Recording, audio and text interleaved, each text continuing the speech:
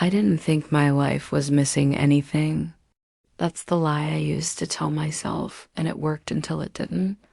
On the surface, everything looked stable enough. I had a relationship that made sense, days that followed a predictable rhythm, and a version of myself that knew how to smile on cue. But stability has a way of disguising emptiness. You don't notice the cracks when you're too busy maintaining the picture. Asterisk, I had known him for a while, long enough for his presence to feel familiar but not intimate. He wasn't a stranger, and that mattered. We spoke often, usually about harmless things, work frustrations, mutual friends, small jokes that helped pass time. He listened in a way that felt rare, not interrupting, not rushing to fix anything. At first, I told myself that was just kindness. People can be kind without wanting anything in return. That's what I believed. Asterisk, my partner, on the other hand, had grown distant in quiet ways. Not cruel, not careless, just absent. Conversations became functional. How was your day? Did you eat? We stopped sharing thoughts and started exchanging information. I noticed it but didn't confront it because confronting things requires energy, and I was tired. Tired of asking to be seen. Tired of explaining feelings that seemed to fall flat the moment they left my mouth. Asterisk. That's when his messages started to matter more than they should have. Nothing inappropriate. Nothing that crossed a clear line. Just warmth. Just attention. Just someone remembering details I hadn't realized I'd shared. I'd catch myself waiting for replies, then immediately feel ridiculous for doing so. I reminded myself of my boundaries, of who I was, of what loyalty meant. I'd been on the other side of betrayal before. I knew how much it hurt. I told myself I'd never be that person. Asterisk, but emotional closeness doesn't announce itself. It arrives quietly, disguised as comfort. I started telling him things I no longer told my partner, not secrets, just feelings. Small disappointments, private worries. He didn't judge or dismiss them. He acknowledged them. That alone felt dangerous, even if I didn't want to admit it yet. Asterisk, I justified it easily. Everyone needs a friend. Everyone needs someone to talk to. I wasn't doing anything wrong. There were no touches, no promises, no words that couldn't be defended if repeated out loud. Still, a part of me knew something was shifting. I felt it in the hesitation before mentioning him at home, in the way I edited stories to make them sound less significant. Asterisk, he never pushed. That's what made it harder. There was no pressure, no obvious intention. When we met in group settings, he kept a respectful distance. When our eyes met, though, there was something unspoken there. Awareness, recognition. I told myself I was imagining it, projecting my own loneliness onto something innocent. Asterisk, then there were the moments that lingered too long. A pause in conversation that felt heavier than silence should. A look that stayed a second longer than necessary. Nothing I could accuse him of. Nothing I could accuse myself of either. Just a growing sense that if circumstances were different, if choices had been made differently, this connection might have meant more. Asterisk, I didn't want it to. That's important to say. I wasn't searching for an escape or a replacement. I wanted my life to work the way it was supposed to. I wanted the distance at home to close, for things to feel easy again. But wanting something doesn't make it happen, and pretending everything is fine doesn't make it true. Asterisk, the day he invited me over didn't feel dramatic at first. He framed it casually, like it was the most natural thing in the world. A reason that made sense. A time that was convenient. I read the message twice, then a third time, looking for something that wasn't there. There was no suggestion, no implication I could point to.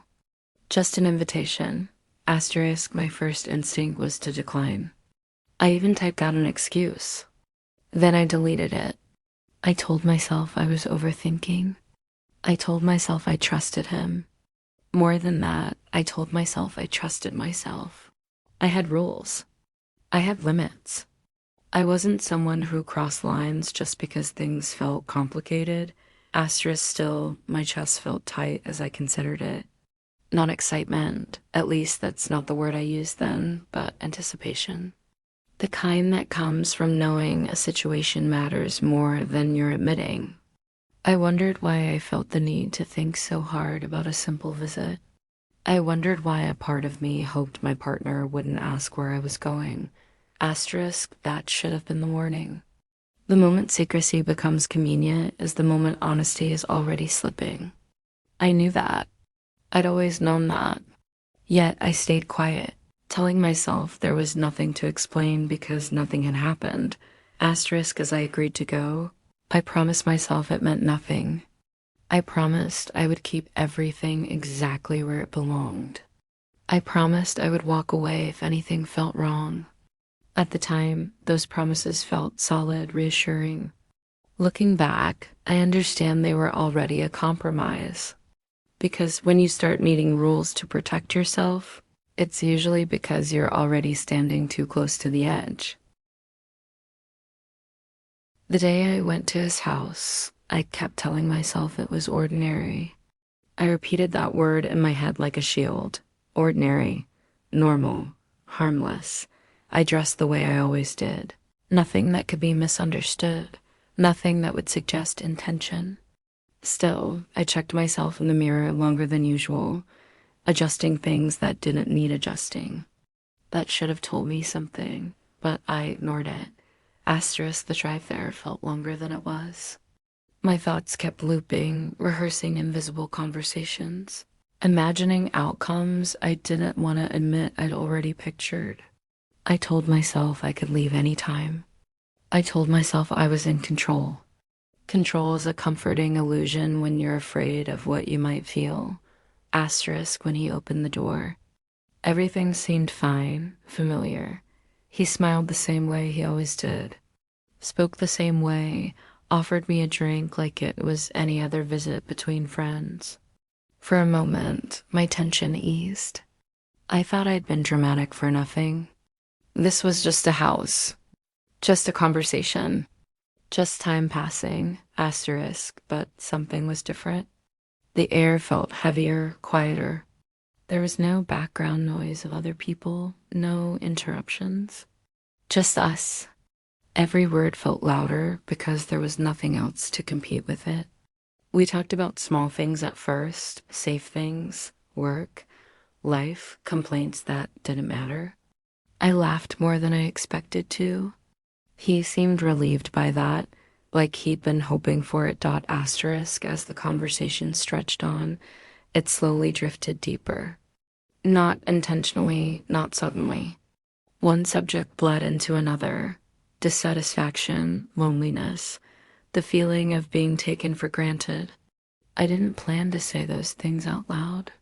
They just slipped out, carried by the comfort of being heard. He didn't interrupt. He didn't rush me. He let the silences sit instead of filling them, and that made me fill them myself.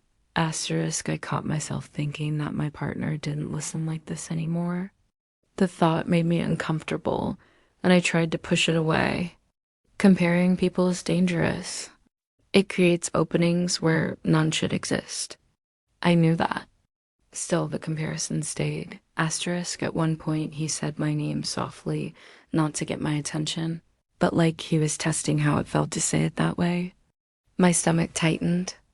I told myself I was imagining meaning where there was none, but my body reacted before my mind could correct it. Asterisk, I stood up under the excuse of needing space, needing air. He noticed, of course.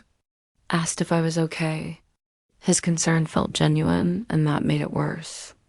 If he had been careless or obvious, I could have drawn a line more easily. But he wasn't. He was careful, respectful, almost too much so. Asterisk, when I sat back down, the distance between us felt smaller, even though nothing had physically changed. The conversation slowed, like we were both aware that we'd reached a point where pretending this was just casual no longer worked. My heart was beating faster than it should have. I focused on my hands, on the sound of my own breathing. Asterisk, then he said it. Not bluntly, not crudely. He didn't use words that shocked the room into silence. He spoke carefully, choosing each word like he knew the weight they carried. He told me he felt something he hadn't planned to feel. He told me he tried to ignore it. He told me he didn't want to disrespect me or my relationship, but he needed to be honest. Honesty can feel like an attack when you're not ready for it.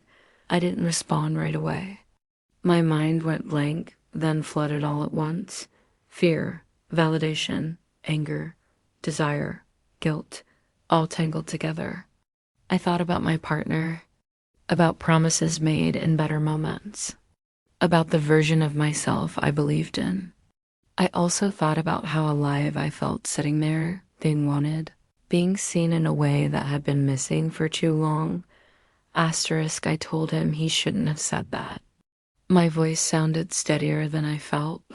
He nodded, apologized immediately, said he understood if I wanted to leave. He didn't reach for me. He didn't try to change my mind. That restraint made the choice heavier, not lighter. Asterisk silence filled the space between us again. It wasn't awkward. It was loaded. I realized then that the invitation hadn't been the real turning point. This moment was.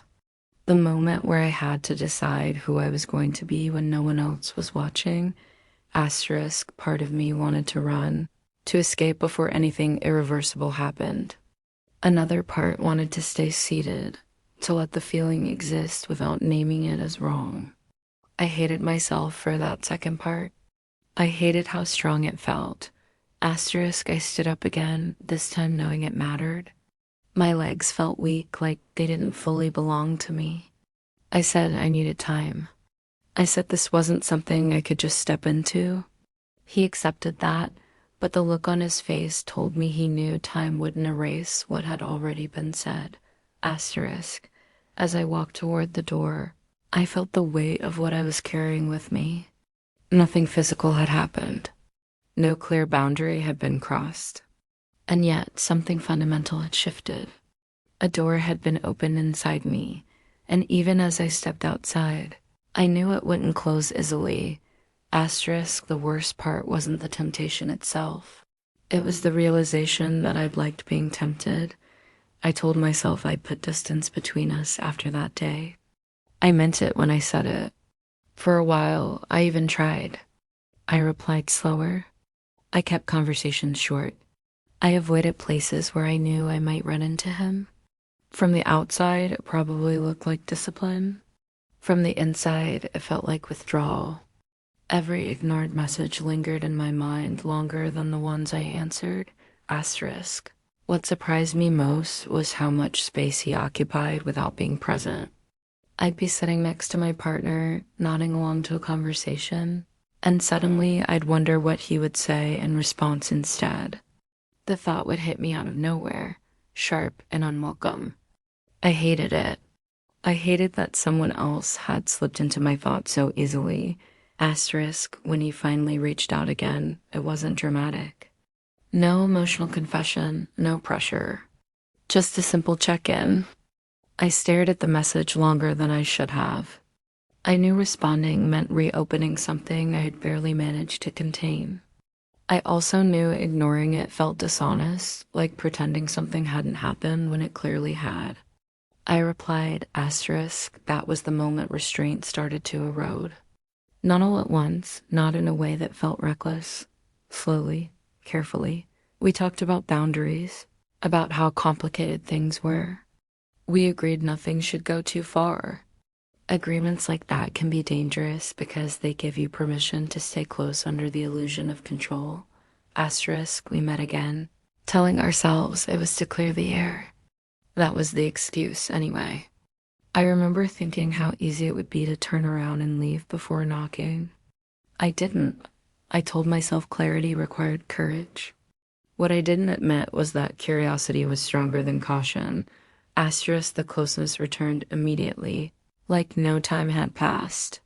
There was tension in everything, words, pauses, even in the way we avoided touching. Avoidance can be louder than action. Every almost moment felt heavier than it should have. I was acutely aware of myself, of how I sat, how I spoke, how my voice softened without permission. Asterisk, he didn't ask again. He didn't need to.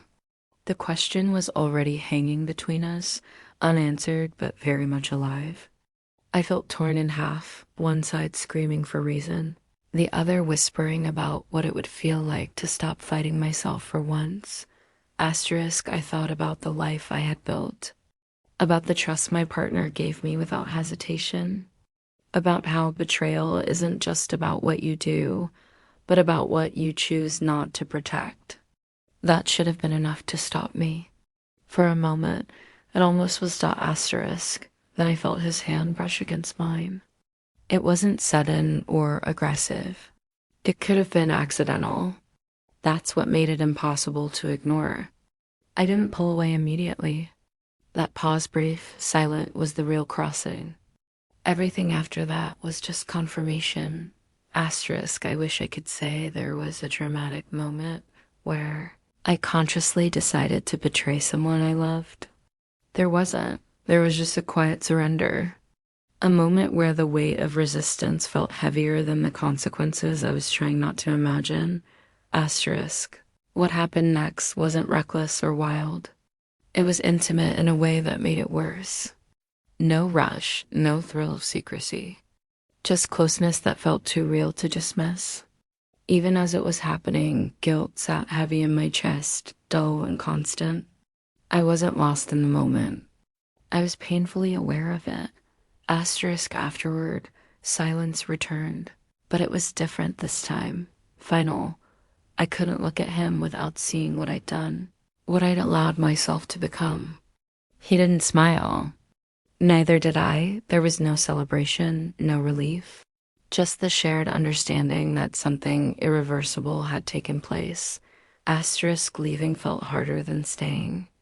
Every step away felt like I was walking back into a life I just damaged beyond repair. On the drive home, my hands shook on the steering wheel. I replayed everything in my head, searching for a version of events where I could still call myself innocent. There wasn't one. Asterisk, seeing my partner that night was unbearable. Not because they suspected anything, but because they didn't. The normalcy of their voice, the trust in their eyes, it felt undeserved. I answered questions, held conversations, even laughed once. Each sound felt like a lie leaving my mouth. Asterisk, that night, I didn't sleep. I stared at the ceiling, cataloging the cost of what I'd done. I hadn't just crossed the line. I'd erased one. There was no going back to who I was before. The person lying in that bed understood something painfully clear. The worst consequences of betrayal don't arrive loudly. They settle in quietly and they stay.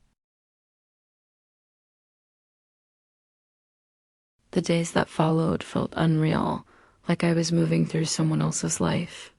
Everything looked the same on the outside, but nothing felt familiar anymore. I woke up each morning with a weight already sitting in my chest, heavy before a single word was spoken. Guilt has a way of waking before you do. Asterisk, I avoided him completely. Not out of strength, but out of fear. Fear of what his presence would stir up again. Fear of how easily I might forget the damage already done. Cutting contact didn't bring relief the way I'd imagined. It brought silence, and silence gave my thoughts too much room to grow. Every quiet moment became a reminder of what I was hiding. Asterisk, at home, I tried to overcompensate. I listened more closely. I was more attentive, more present, as if effort alone could erase the past.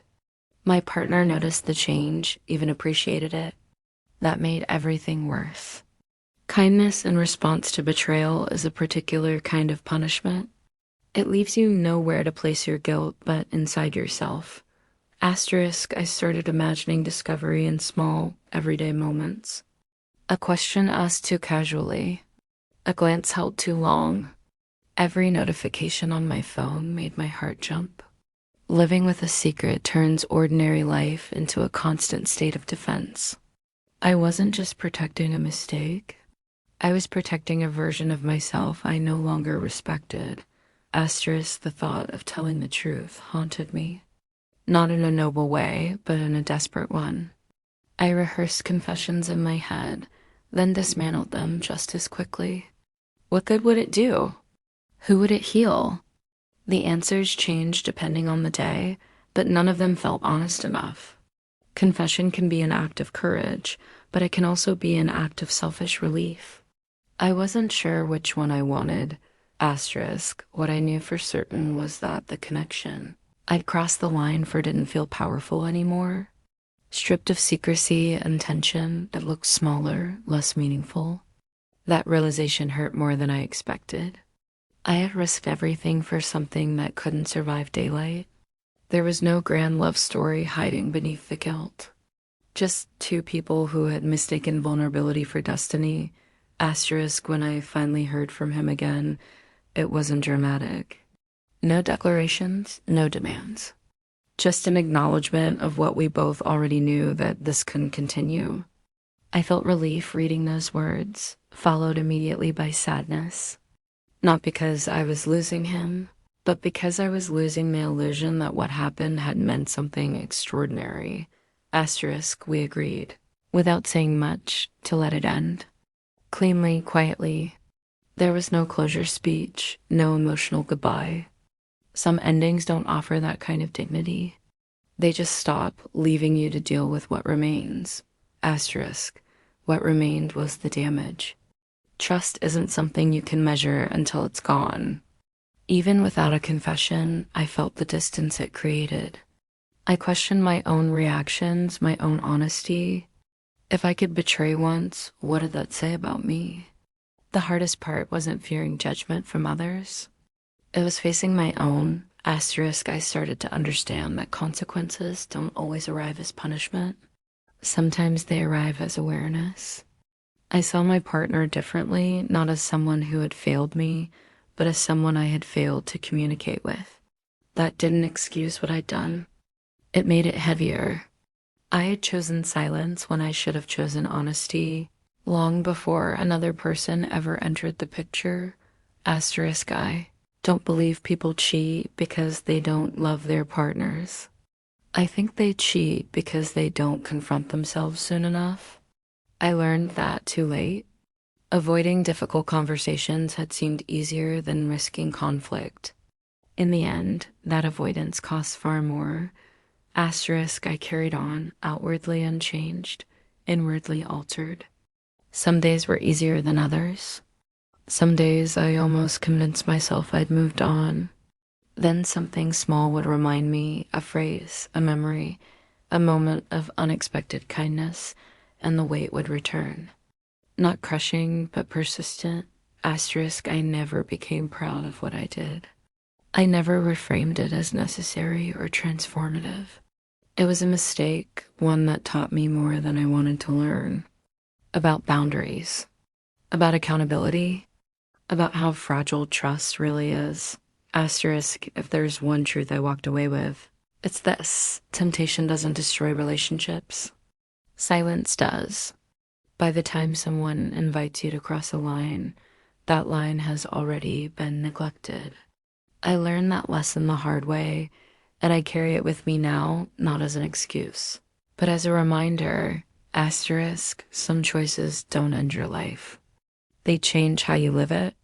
And once you understand that, you realize the real cost of betrayal isn't losing someone else.